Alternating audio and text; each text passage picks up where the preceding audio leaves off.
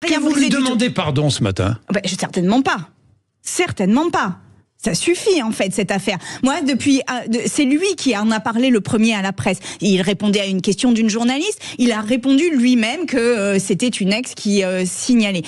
3 mois après, il n'y avait eu aucune espèce de suite à l'intérieur d'un parti. Ça pose une question fondamentale. Quand il y a des comportements qui sont signalés à l'intérieur d'un parti et que ça concerne le numéro 1, comment on fait pour que l'instruction de ces cas-là soit à peu près correcte, indépendant et respectueux de toutes les paroles? Eh bien, c'est ça qui nous est posé comme question. Et moi, je le redis, je veux que les femmes soient dans ce parti en sécurité, mais les hommes aussi d'ailleurs, et qu'on soit un parti exemplaire sur la méthode et sur le fonctionnement. Donc non, il est présumé innocent, très bien. Maintenant, la question politique n'a jamais été... Ça veut dire que dans votre esprit, il n'est pas certainement innocent.